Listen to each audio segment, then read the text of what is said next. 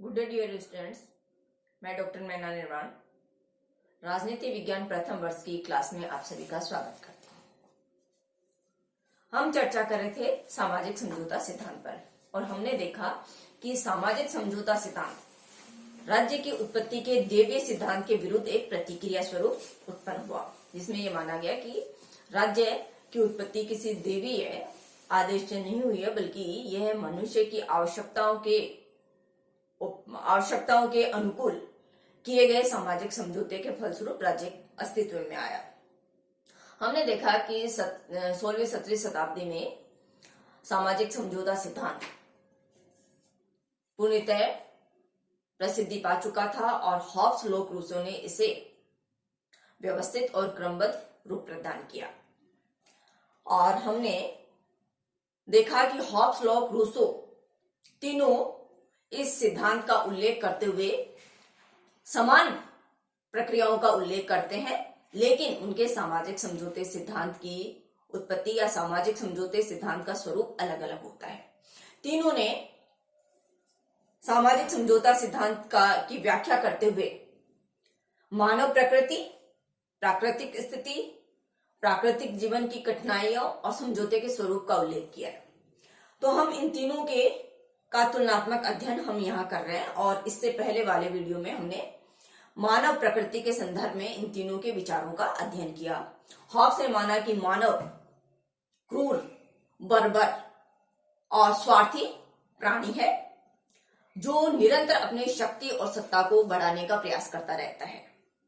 इसके विपरीत लोक ये मानता है कि मानव एक समझदार, सद्भावनापूर्ण और सहयोगी प्रकृति का प्राणी है।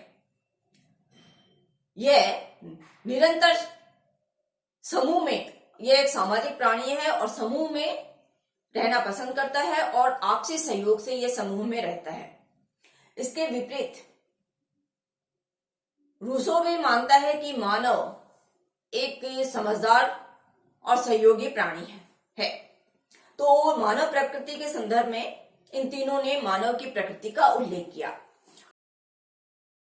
आज हम चर्चा करेंगे प्राकृतिक अवस्था के संदर्भ में। हॉब्स, लोक, रूसो तीनों ही विद्वान सामाजिक समझौता सिद्धांत का उल्लेख करते हुए मानव प्रकृति के बाद में प्राकृतिक अवस्था का चित्रण करते हैं और ये प्राकृतिक अवस्था का चित्रण तीनों ने अपने अपने तरीके से किया है। हॉब्स का ये मानना है कि प्राकृतिक अवस्था में जिसकी लाठी उसकी भैंस वाला सिद्धांत लागू होता था। इस समय ना कोई न्याय था, ना कानून थे, ना कोई ऐसी संस्था थी जो व्यक्ति को दंडित कर सके। यहां प्राकृतिक अवस्था में हॉब्स का मानना है कि प्रत्येक व्यक्ति, चूंकि उसकी प्रकृति क्रूर, बर्बर और स्वार्थी थी, अतः वह अपने हितों की पूर्ति हेतु हमेशा एक दूसरे से लड़ते रहते थे। यानी प्राकृतिक अवस्था में हॉब्स के अनुसार प्रत्येक मानव दूसरे मानव का शत्रु था। इस समय मानव जीवन पूरी तरह एकाकी, बर्बर, दयनीय और चूंकि निरंतर संघर्ष मनुष्य का मनुष्य के साथ संघर्ष चलता रहता था, अतः इस समय का मानव जीवन अत्यंत सीमित था। यानी मानव जीवन की सुरक्षा की कोई गारंटी इस समय नहीं थी।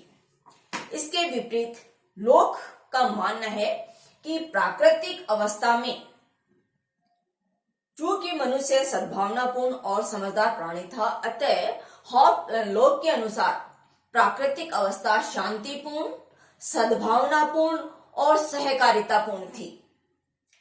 प्राकृतिक अवस्था में मानव प्राकृतिक नियमों के अनुसार, प्रकृति के नियमों के अनुसार अपना जीवन यापन करता था और मानव जीवन चूंकि प्राकृतिक नियमों के अनुसार, प्रकृति के नियमों के कानून के अनुसार चलता था, अतः मानव जीवन स्वतंत्रतापूर्ण और सद्भावनापूर्ण था और मनुष्य को जीवन की स्वतंत्रता, संपत्ति का अधिकार और स्वतंत्रता का अधिकार प्राप्त था। यानी मनुष्य को जीवन, स्वतंत्रता और संपत्ति का अधिकार इस समय प्राप्त था, ये मानना है लोक का। इसके विपरीत या इसी चरण में तीसरा जो विचारक है रूसो, वह ये कहता है कि उसने भी माना कि मनुष्य की प्रकृति सहयोगी और सद्भावनापूर्ण थी, वह भी एक समझदार प्राणी था। तो रूसो प्राकृतिक अवस्था का चित्रण करते हुए कहता है कि प्राकृतिक अवस्था स्वतंत्रता पूर्ण तथा सहयोगी अवस्था थी। इस समय मनुष्य स्वतंत्र जीवन व्यतीत करता था और एक दूसरे का सहयोग करते हुए सद्भावनापूर्ण जीवन यापन इस समय रूसो के अनुसार प्राकृतिक अवस्था में मनुष्य करता था। लेकिन इस समय स्वतंत्रता और सहयोगी प्रकृति का होने के बावजूद अनेक सामाजिक जीवन की जटिलताओं के कारण मनुष्य बेड़ियों में जकड़ा हुआ था। यानी रूसो ने माना कि मनुष्य की प्रकृति सहयोगी और सद्भावनापूर्ण थी और इस कारण वह प्राकृतिक अवस्था में स्वतंत्र जीवन व्यतीत करता था, सहयोग एक दूसरे का प्राकृतिक अवस्था में मनुष्य करता था। लेकिन सामाजिक जीवन की जटिलताओं के कारण इस समय मनुष्य बेड़ियों में जकड़ा हुआ था। ये हुई तीनों सामाजिक समझौता सिद्धांत के प्रतिपादक विचारकों के अनुसार प्राकृतिक स्थिति का चित्रण। अब हम इन तीनों विचारकों के अनुसार प्राकृतिक जीवन की कठिनाइयों के संदर्भ में बात करेंगे। जब रूसो और लोक ये मानता है कि प्राकृतिक अवस्था शांतिपूर्ण थी, सद्भावनापूर्ण थी, सहयोगी थी, और हॉब्स को मानता है कि प्राकृतिक अवस्था में मनुष्य एकाकी, बर्बर और क्रूर था, उसका जीवन सीमित था। तो ऐसी कौन सी परिस्थितियां थी या कौन से कारण रहे जिनके अनुसार मनुष्य को सामाजिक समझौता करना पड़ा, मनुष्य को अपने अधिकारों के साथ समझौता करना पड़ा और राज्य के प्रतिबंधों को मानना पड़ा। तो प्राकृतिक जीवन की इन तीनों विचारकों ने ये माना, सामाजिक समझौता सिद्धांत का उल्लेख करते हुए, कि प्राकृतिक जीवन की अपनी कुछ कठिनाइयां थी। इन कठिनाइयों से निजात पाने के लिए, इन कठिनाइयों से छुटकारा पाने के लिए मनुष्य ने सामाजिक समझौता किया। तो वे कठिनाइयां कौन सी थी? हॉब्स प्राकृतिक जीवन की कठिनाइयों का उल्लेख करते हुए ये कहता है कि चूंकि मनुष्य प्राकृतिक अवस्था में एक दूसरे का शत्रु था, उसका जीवन सीमित था और वह एकाकी जीवन व्यापन करता था, अतः हॉब्स के मानव के सामने आत्मरक्षा का प्रश्न सबसे बड़ा प्रश्न था। उसका जीवन सुरक्षित नहीं था। आत्मरक्षा की चिंता उसे हमेशा सताती रहती थी, अतः आत्मरक्षा की गारंटी हेतु उसने सामाजिक समझौता किया। हॉब्स के अनुसार मानव जिस बर्बर और असभ्य समाज में जीता था, उस समाज में शांति और सभ्य जीवन संभव नहीं था। अतः हॉब्स के मानव ने अपनी आत्मरक्षा की गारंटी हेतु, अपने जीवन की सुरक्षा हेतु और सभ्य और शांतिपूर्ण जीवन की स्थापना हेतु सामाजिक समझौता किया। दूसरी तरफ लोक ये मानता है कि प्राकृतिक अवस्था में मनुष्य सहयोगी था, प्राकृतिक कानूनों के अनुसार जीवन यापन करता था, किंतु इस समय की कठिनाई यह थी कि इस समय प्राकृतिक अवस्था में कोई ऐसी संस्था नहीं थी जो प्राकृतिक अधिकारों की व्याख्या कर सके या प्राकृतिक अधिकारों का स्वरूप निश्चित कर सके। इस समय हर एक व्यक्ति अपने अनुसार प्राकृतिक अधिकारों की व्याख्या करता था और वह उन्हीं के अनुसार आचरण करता था, अतः समाज में अव्यवस्था थी। दूसरा, लोग का यह मानना है कि प्राकृतिक अवस्था में कानून को लागू करने वाली, प्राकृतिक कानूनों को लागू करने वाली कोई संस्था नहीं थी। ना कोई ऐसी संस्था थी जो प्राकृतिक कानूनों की व्याख्या कर सके, और ना ही कोई ऐसी संस्था थी जो प्राकृतिक कानूनों का उल्लंघन करने वाले मनुष्य को दंडित कर सके।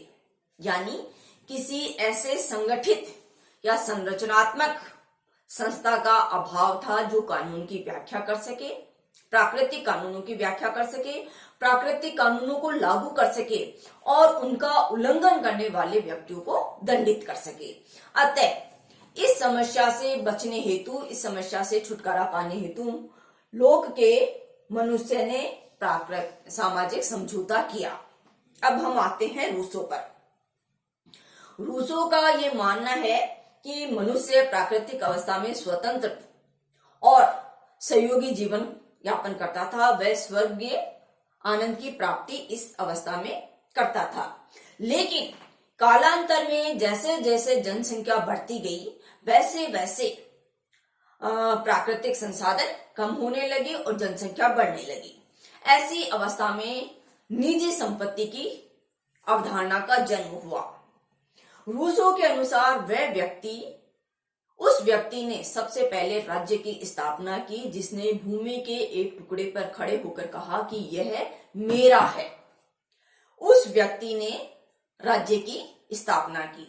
तो रूसो ये मानता है कि कालांतर में जनसंख्या वृद्धि के कारण और निजी संपत्ति की अवधारणा या निजी संपत्ति की उत्पत्ति के कारण प्राकृतिक अवस्था की जो शांति और जो स्वतंत्रता मनुष्य को प्राप्त थी, वह स्वतंत्रता धीरे धीरे समाप्त होने लगी और मनुष्य में संपत्ति को लेकर विवाद होने लगे।